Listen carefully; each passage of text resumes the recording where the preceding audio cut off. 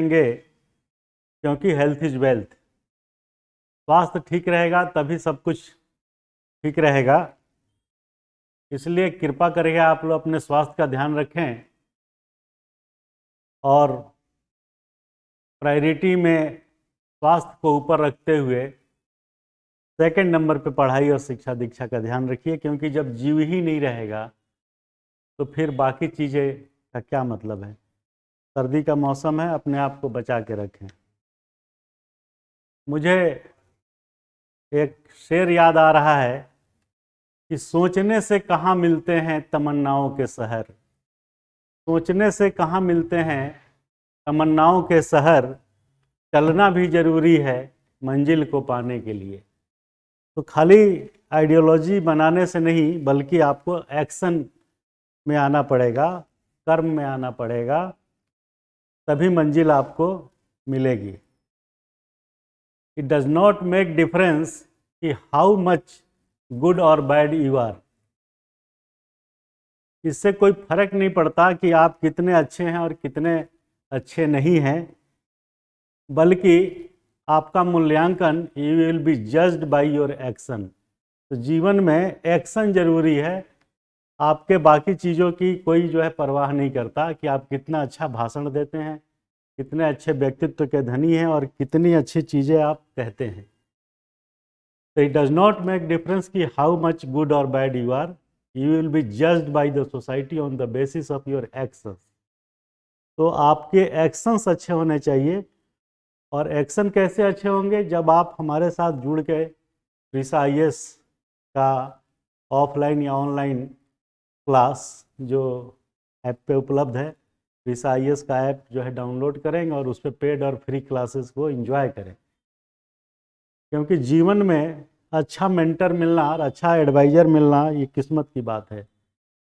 तो ये हमारी जो USP है, इसको आप एंजॉय करिए, IAS बाय द IAS।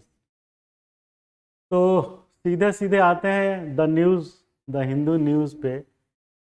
जैसे ये क्लास हिंदू न्यूज़ एनालिसिस के लिए डिज़ाइंड है।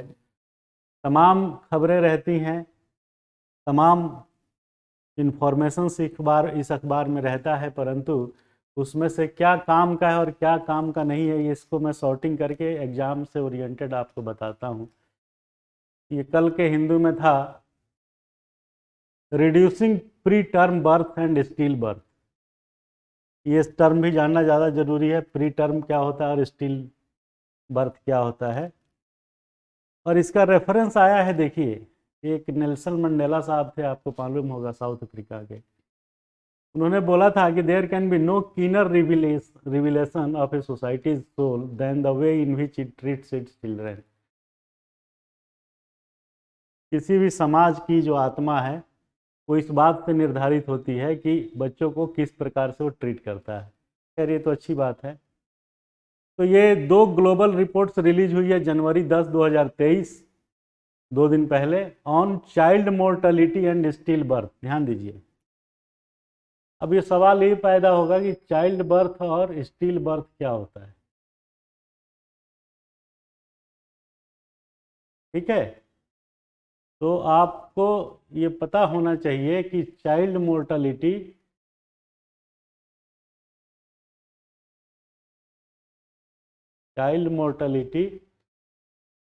ये क्या चीज़ है और स्टील बर्थ क्या चीज़ है। चाइल्ड मोर्टेलिटी का सीधा सीधा मतलब है बाल मृत्यु दर, शिशु मृत्यु दर। कितने बच्चे जो हैं जीवन पाने के बाद, पैदा होने के बाद, कितने बच्चे उसमें से मृत्यु को प्राप्त कर लेते हैं, दैट इज बाल मृत्यु दर। तो ये कह रहा है कि United nation inter agency group of child mortality estimation estimate that globally 5 million children, दुनिया भर में 5 मिलियन, मतलब 5 मिलियन मतलब 1 मिलियन में 10 लाख, तो 50 लाख बच्चे दुनिया भर में 5वां बर्थडे भी अपना नहीं मना पाते। यानी 5 साल से पहले वो मृत्यु को प्राप्त कर जाते हैं। 50 लाख पूरी दुनिया में, ये आंकड़े याद रखने की चीज़ है। ये कह रहा है कि इन 2021, 1 साल का है ये। Over half of this 2.7 million occurred among children aged 1 से 59 months, सोचिए, while the remainder 2.3 million in just the first month of life। अब देखिए, यह कह रहा है कि ये जो 5 मिलियन है उसमें से 2.3 यानी 23 लाख जो है वो पहले first month of life. First month of life का मतलब पैदा होने के 1 महीने के अंदर ही मर जाते हैं बेचारे। सोचिए ये क्या अजीब स्थिति है दुनिया में कि 5 लाख में से 2.3 लाख जो है वो फर्स्ट मंथ ऑफ लाइफ, और उसको क्या बोलते हैं, नियोनेटल डेथ। जो बच्चा पहले महीने में ही मर गया पैदा होने के बाद, उसकी फिगर है 2.3, ठीक है, 23 लाख मतलब मिलियन में है, और 27 लाख जो है 1 से 59वें मंथ यानी 5 साल के अंदर मर जाते हैं। तो जो 1 महीने के अंदर मर जाते हैं उनको क्या बोलते हैं, नियोनेटल, नवजात। बच्चा भी नहीं बन पाया बेचारा वो। इंडिया का शेयर क्या है ये याद रखने की चीज़ है इसमें। India share in this child mortality was estimated इतना, 1.5 सैकड़ा, 1000, 10,000 लाख, 7,09,366 अंडर 5 साल से पहले, और 5,86,787 जो है ये इन्फेंट यानी जो 1 महीने के अंदर गुजर जाते हैं बेचारे। तो इसमें जो है ये डाटा याद रखने की चीज़ है। इसका इस्तेमाल आप जीएस के पेपर में करेंगे, GS 1 के इंडियन सोसाइटी में ये क्वेश्चन आएगा कि भारत में बाल मृत्यु दर दुनिया की तुलना में क्या है, और कितने बच्चे जो हैं नियोनेटल और कितने जो हैं उसमें बाल मृत्यु दर 5 साल से पहले प्राप्त कर जाते हैं, उसके क्या कारण है और उसको कैसे ठीक किया जाएगा। ये बहुत बड़ी सोशल प्रॉब्लम्स है। तो इस पे क्वेश्चन ऐसे बनेगा, और प्री में कैसे बनेगा, पूछ देगा कि नियोनेटल डेथ से क्या समझते हैं, what do you mean by neonatal death, और फिर लिख देगा कि इसकी कितनी संख्या है। तो ये आप जो ये सबसे इम्पोर्टेंट है कि लेटेस्ट डाटा इसमें आपको मिलेगा। तो ये कह रहा है कि इंडिया का जो शेयर है वो 7,09,366 और 5,86,000 यानी 12-13 लाख, यानी 50 लाख में 12-13 लाख कंट्रीब्यूशन हमारा है। दुनिया भर में जो 50 लाख 5 मिलियन की बात हम बता रहे हैं जो लिखा है रिपोर्ट में, उसमें से 50 लाख में से 12-13 लाख हम लोग हैं, जिसमें 7 लाख जो है अंडर 5 है और 5,86,000 जो है इन्फेंट है, डेथ बिफोर फर्स्ट बर्थडे यानी 1 साल के अंदर। तो इसमें जो है, और नियोनेटल जो दिखा रहा है 4,41,000 नहीं, 1.5 सैकड़ा, 1000, 10,000 लाख, हाँ 4,41,801। तो ये आंकड़े याद रखिएगा आप, ये 7 लाख अंडर 5 डेथ है और 5,86,000 फर्स्ट बर्थडे से पहले है, उसको इन्फेंट बोलते हैं, और तीसरा जो है नियोनेटल। तो ये हो गया चाइल्ड मोर्टेलिटी, बाल मृत्यु दर, दूसरा हो गया इन्फेंट दर, और तीसरा हो गया नियोनेटल। अंग्रेजी में याद रखिएगा क्योंकि हिंदीकरण करने में कई बार गलतियां हो जाती हैं और स्टैंडर्ड नहीं मिल पाता। नियोनेटल मीन्स नवजात, इन्फेंट का क्या बनाइएगा वो एग्जैक्ट क्या बनेगा फिर कंफ्यूजन होगा, तो इंग्लिश में टर्म याद रखिए। तो इंडिया का शेयर जो है आप समझ गए कितना है। उसके बाद ये कह रहा है कि sample registration release September show that wider inter state variation in child mortality in India. अब ये देखिए इस पर एक दूसरा क्वेश्चन बनेगा कि इंटर स्टेट वेरिएशन जो है चाइल्ड मोर्टेलिटी में भारत के संदर्भ में क्यों है, कैसे है, ये चीज़ आ गई। और for every 1000 live birth the infant mortality rate in Madhya Pradesh was 6-fold of the rate in Kerala.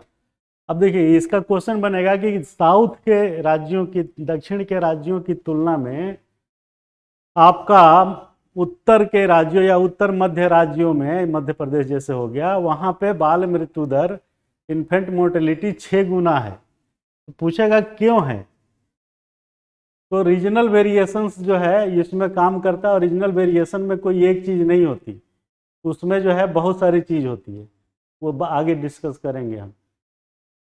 ये देखिए, Madhya Pradesh was 6-fold of the rate in Kerala. The children in rural parts in any age subgroup have much higher mortality rates than their urban. और दूसरी विविधता क्या है कि शहरों में ज़्यादा मृत्यु दर कम है रेदर देन गांव के। तो ये सिनेरियो है देश की, जो कि बर्निंग टॉपिक है, यूनाइटेड नेशन का इस पे जो है वो रिपोर्ट है, और ये क्वेश्चन पक्का आना है। ये समस्या है ना, सोशल प्रॉब्लम है। तो आपको हमने बताया चाइल्ड मोर्टेलिटी, नियोनेटल डेथ, उसके बाद आपको बताया हमने जो है ये इन्फेंट मोर्टेलिटी। तो ये 3-4 टर्म है इसमें, इसको आप याद रखिएगा, और कितना है ये याद रखिए। आगे चलिए,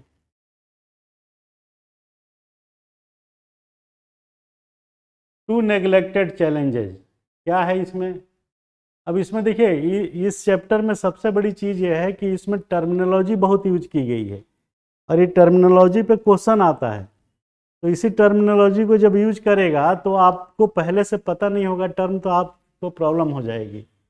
तो इसमें जो है नेग्लेक्टेड पॉइंट पे आप आइए, देखिए एक टर्म है इसमें प्री टर्म। ये देखिए, the first challenge is of children being born too early. माने वो जो है 9 महीना से पहले ही पैदा हो जाते हैं, उनको बोलते हैं preterm birth, which means they are born alive before 37 weeks of pregnancy are completed. माने 9 महीना यानी 37 सप्ताह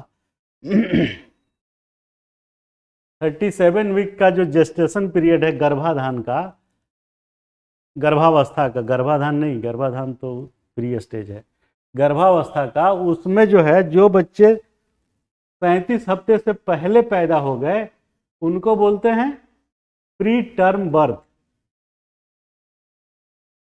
प्री टर्म बर्थ क्लियर है।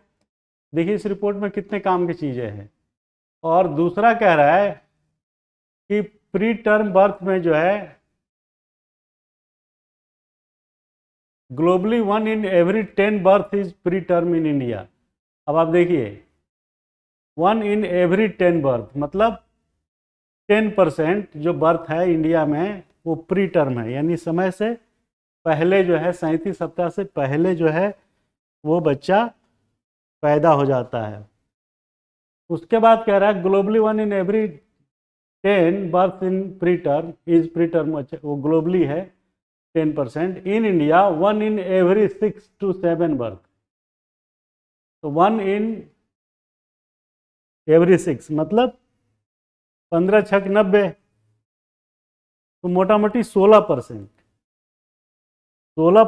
जो है प्री टर्म है इंडिया में, जबकि दुनिया में 10% है। तो हमारे यहाँ ज़्यादा है ना, ये गलत है, मतलब ये ठीक करने की ज़रूरत है, इस पर फोकस करने की ज़रूरत है। India has a high burden of preterm birth which means new born in the country are at greater risk of complication and mortality.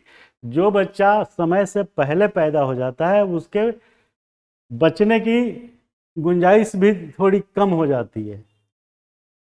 शहरों में तो आप जो है पूरा इंक्यूबेटर और बेबी इंक्यूबेटर रख के आप उसमें उतने दिन तक रखते हैं, लेकिन गांव में तो ये बहुत बड़ी समस्या है, उसको हॉस्पिटल ही ले जाना पड़ेगा। India has high burden of preterm birth which means new born in the country are at greater risk. A study shown that preterm birth contribute to 1 in every 6 under 5 children. However, 3 out of every 4 births due to preterm birth related complication. तो इसमें preterm birth क्या हुआ कि जो 37 सप्ताह से पहले पैदा हो गया उसको बोलते हैं preterm birth। तो ये इतना जानकारी के लिए है। दूसरा है इसमें स्टील बर्थ। तो सेकंड चैलेंजेज है स्टील बर्थ। तो ये हो गया प्रीटर्म बर्थ और ये हो गया स्टील बर्थ। तो आप जो है ये पूछा जा सकता है कि बाल मृत्यु दर में किस प्रकार की, किस स्वरूप में समस्याएं विद्यमान हैं। तो कहिएगा कि एक प्री टर्म बर्थ के रूप में विद्यमान है, एक स्टील बर्थ के रूप में विद्यमान है, एक प्री मैच्योर बर्थ। तो आपको अच्छे नंबर वो जो है 10 में 8 नंबर मिल सकता है। Birth takes place more than 3 weeks before the due date of delivery, उसको बोलते हैं प्री मेच्योर बर्थ। तो समस्या क्या है बाल उसमें मोर्टेलिटी में, कि उसके पीछे जो रीजन है वो still birth, pre term birth और प्री मेच्योर बर्थ की वजह से ये सब चीज़ें होती हैं, जो बाल मृत्यु दर।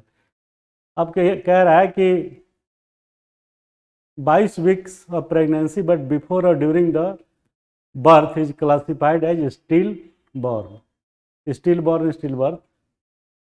आगे चलिए।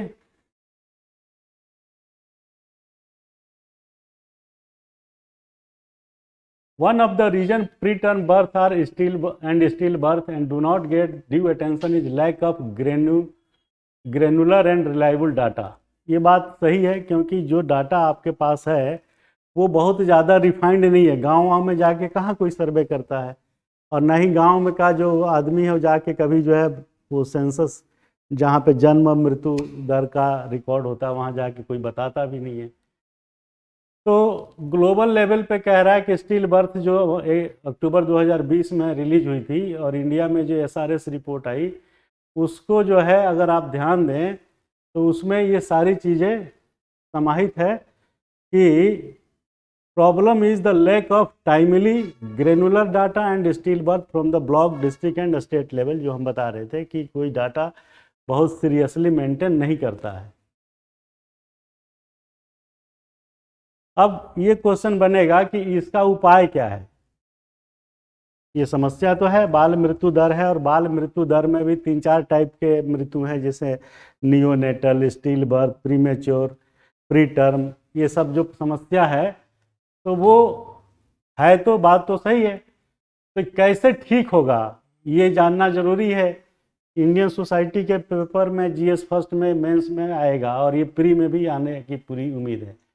तो ये कह रहा है कि the majority still birth and preterm birth can be prevented by scaling up known and proven intervention and improving the quality of health. सीधी सी बात है कि स्वास्थ्य सेवाओं को में सुधार करके जो है ये किया जा सकता है। सरकार इसके लिए तमाम प्रयास, तमाम स्कीम्स ला चुकी है, आपको पता होगा, जिसमें जननी सुरक्षा योजना, जननी सुरक्षा योजना के साथ साथ जो है दूसरे टाइप के जो है जननी सुरक्षा योजना, जननी सामाजिक सुरक्षा योजना, एक INAP है, एक मातृत्व योजना है।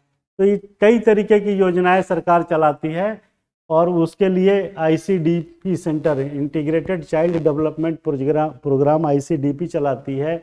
इसके लिए जनपदों में CDPO, child development project officer तैनात रहता है, और उसके अंदर में तमाम जो है ग्राम सेविका, शिशु सेविका क्या बोलते हैं, ग्राम सेविका बोलते हैं ना उनको, तो एडहॉक पे अपॉइंटेड है, और वो बच्चों के पालन पोषण और प्रेगनेंसी के दौरान तमाम तरीके के फोर्टिफाइड फूड दिए जाते हैं। वो बात अलग है कि उसका क्रियान्वयन थोड़ा स्लो और थोड़ा करप्ट प्रैक्टिस में चला जाता है। तो कैसे ठीक होगा, तो इसको देखिए, जो हम बोल रहे हैं वही चीज़ इसमें दिया हुआ है कि ठीक कैसे होगा। Increasing access to family planning service, improving antepartum service such as health and nutrition, antepartum including the intake of iron folic acid by pregnant mother, providing counseling on the importance of healthy diet, optimal nutrition, identification and management of risk factor, the measure to prevent, detect early and manage disease which put mothers at high risk such as diabetes, इस सब को ध्यान देना है, रोकथाम करना है, hypertension, मोटापा, इन्फेक्शन, ये सब जो है हेल्प करेगा प्री टर्म बर्थ और स्टिल बर्थ, जो समय से पहले हो जाते हैं उनको रोकने के लिए ये सारे उपाय हैं। ये सब टर्म आप लिख लीजिए, याद कर लीजिएगा, health and nutrition, intake of iron folic, ये जितना अंडरलाइन हमने किया है। And it is possible to reduce future neurological complications for preterm babies by ensuring the kangaroo mother care and early initiation. तो ये सब चीज़ें हैं जिसके थ्रू जो है आप इसको रोक सकते हैं। तो ये क्वेश्चन आएगा, पक्का आएगा, और इसमें जो है कोई दो राय नहीं है कि आपको ये डाटा और याद रखने की चीज़ है, बाकी डाटा के साथ साथ जो है ये टर्म्स को याद रखने की चीज़ है। तो आप समझ गए ये न्यूज़ क्यों ज़रूरी है और इससे क्वेश्चन आने की पूरी पूरी संभावना है। दूसरा न्यूज़ है जुडिशियल लेजिस्लेचर, ये सब के ऊपर। ये देखिए, ये जो प्रिजाइडिंग ऑफिसर्स का वो चल रहा था कॉन्फ्रेंस, उसमें जो रिजोल्यूशन पास हुए वो ये है। तो इसमें है कि judiciary legislature should respect constitutional boundary, मतलब जो पहले हम पढ़ा चुके हैं उसके बारे में आपको डिटेल बता चुके हैं, और ये लेटेस्ट जो इस पर क्या खबर आई है इसका एनालिसिस करेंगे। और इसका डिटेल जानने के लिए आप अपने यूट्यूब के डिस्क्रिप्शन में जो लिंक दिया हुआ है उसको क्लिक करें और फिर इसका डिटेल वहाँ पे आपको मिल जाएगी। तो जुडिशरी लेजिस्लेचर जो है एक दूसरे की बाउंड्री को रेस्पेक्ट करें। तो बाउंड्री को रेस्पेक्ट करना तो ज़रूरी है, लेकिन ये बाउंड्री इतनी पतली है ना कि ये और ये जो है इस पे आकर नो मैन लैंड पे कन्फ्लिक्ट शुरू हो जाता है। बहरहाल ये जुडिशरी का जो कॉलेजियम सिस्टम को लेके बवाल चल रहा है, ये उसी के ठीक करने की दिशा में एक कदम है। तो इसमें क्या हुआ ये जानने की ज़रूरी चीज़ है कि ये देखिए, एक चीज़ जो सबसे ज़्यादा बैलेंस्ड आई है निकल के, वो ये आई है कि judiciary and legislature and said that each should respect the boundary. आपका जो अधिकार क्षेत्र है आप वहाँ तक रहें, हमारा जो अधिकार क्षेत्र है हम वहाँ तक रहें। तो कहने का मतलब ये है कि एक दूसरे की जो सीमाएं हैं, लिमिटेशंस हैं, उसको हम जानें और उसको स्वीकार करें और उसको एडर करें। तो बाउंड्री क्या है? बाउंड्री ये है कि आपके संविधान में कुछ पावर है लेजिस्लेचर को, और वो प्रजा के द्वारा चुना गया है वो, तो कानून बनाने की शक्ति भी उसी को है। तो आप उसको कानून बनाने दीजिए और उस कानून को ये कह के मत नेग्लेक्ट करिए, रिजेक्ट करिए कि आपको जो है मौलिक ढांचा में छेड़छाड़ करने का पावर नहीं है। क्योंकि मौलिक ढांचा डिफाइन नहीं है कहीं पे, तो सुप्रीम कोर्ट न्यायपालिका द्वारा ये कहना बहुत हद तक युक्ति युक्त नहीं लगता है। ठीक है, तो ये है बाउंड्री कि जब कहीं क्लियर कट लाइन ही नहीं खींची है कि आप कहाँ से शुरू होते हैं कहाँ ख़त्म होते हैं, तो फिर ये कहने का कोई मतलब नहीं है कि मौलिक ढांचे का उल्लंघन। आप ये चीज़ रैशनलाइज वे में लिखिएगा, इसलिए क्योंकि मौलिक ढांचा कहीं डिफाइन ही नहीं है कि ये चीज़ें जो मौलिक ढांचा में आती है। वो तो रिफ्लेक्शंस है सुप्रीम कोर्ट का अपने जजमेंट के बेसिस पे कुछ ऑर्डर्स में उन्होंने ये हाईलाइट कर दिया वर्डिक्ट में, लेकिन संविधान में वो चीज़ क्लियर कट डिफाइन नहीं है। तो ये जो निकला है ये एक तरीके से आप ये समझें कि माहौल बन रहा है, कॉलेजियम प्रणाली के ऊपर जो है कुछ चेंजेस लाई जाए। NJAC जो है नेशनल जुडिशियल कमीशन जो बना है उसकी रिपोर्ट जो थी उसको हम बताते हैं अभी आपको। तो ये कोड ऑफ कंडक्ट, लेजिस्लेचर, ये सारी बातें वही हैं, लेकिन आपको जानना इसलिए ज़रूरी है क्योंकि इसके बारे में माहौल बने और कॉलेजियम प्रणाली को लेकर के या न्यायिक सक्रियता को लेकर थोड़ा सा चेक एंड बैलेंस रहे। ये देखिए, इसमें एक लाइन बड़ा बढ़िया दिया, governor has the right to return a bill, however he held that majority in the house should not be the only basis for passing bills, adding that public interest in healthy debate should be the main basis. तो कुल मिला के कहना इसमें यही है कि check and balance जरूरी है न्यायपालिका और व्यवस्थापिका के बीच, और वो कैसे चेक एंड बैलेंस होगा ये मैंने आपको बताया। अब इसमें कॉलेजिंग सिस्टम में तमाम चीज़ें हैं कि कैसे ठीक होगा। तो कैसे ठीक होगा इसके लिए जो है सरकार ने national judicial appointment commission bill 2014 में लाई थी, जो लोकसभा में अगस्त 11, 2014 को इंट्रोड्यूस हुआ, पास हुआ लोकसभा में और राज्यसभा में भी पास हुआ। अब ये क्या है नेशनल जुडिशियल अपॉइंटमेंट कमीशन, ये आप समझ लीजिए। ये सीधा सीधा जो है किससे जुड़ा हुआ है, ये आपको पता है। प्रोसीजर जो है फॉलो करना है for recommending persons for appointment as a chief justice of India and other जजेज of the supreme court and chief justice and high court. High court और सुप्रीम कोर्ट में जजों की नियुक्ति कैसे होगी, इसके लिए सरकार ने ये बिल पास किया था, नेशनल जुडिशियल अपॉइंटमेंट कमीशन। ये ध्यान रखिएगा, एनजेएसी इसका नाम बहुत आता है, और ध्यान रखिएगा कि सरकार ने क्या बिल पास किया था। तो reference to commission for filling a vacancy में था कि ये वैकेंसी जब भी हाई कोर्ट या सुप्रीम कोर्ट में जजों की वैकेंसी होगी तो central government will make a reference to national judicial appointment commission. जैसे यूपीएससी है उसी तरीके से एक कमीशन बना है। Existing vacancy will be notified by NJSC within 30 days. When a vacancy arises to the completion of term, a reference will be made to the NJSC 6 months in advance. और 30 days जो है इसके vacancy due to death और resignation, reference must be made to NJAC within 30 days of its occurrence. Procedure क्या होगा वो इसमें बड़ा क्लियर लिखा हुआ है। सिलेक्शन ऑफ सुप्रीम कोर्ट के जज का कैसे होगा ये क्लियर लिखा है, आप देखिए। Procedure for selection of high court जजेज का कैसे होगा ये दिया हुआ है। नॉमिनेशन, इलिसिट व्यूज, तो आप इसको जो है अपने तरीके से अपने स्तर से इसको पढ़ लीजिएगा, और इसमें यही सब चीज़ें एनजेएससी का कैसे जो है काम होगा और वो कैसे नियुक्ति करेगी इसका डिटेल है इसमें, तो ये जानना ज़्यादा ज़रूरी है।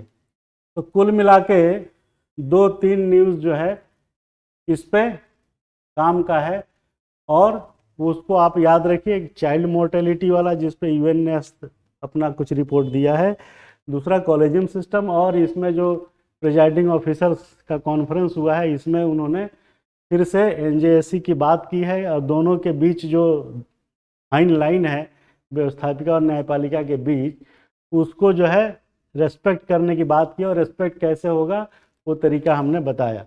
ठीक है, तो टाइम इसका हो गया, आधा घंटा का हमारा सेशन रहता है। तो आप समझ लीजिए कि इस अखबार में कल के न्यूज़ में ये 2 न्यूज़ सबसे ज़्यादा काम की है। तो फिर मिलते हैं रेगुलर क्लास इंडियन इकोनॉमी पे, तब तक के लिए आपसे 2 मिनट 4 मिनट के लिए विदा होते हैं। कहीं मत जाइएगा, आ रहे हैं ब्रेक के बाद। Thank you very much. और डिटेल जानने के लिए आप डिस्क्रिप्शन में दिए गए लिंक को जो है डाउनलोड करें और ऐप पे सीधे पहुंच जाएं। Thank you so much.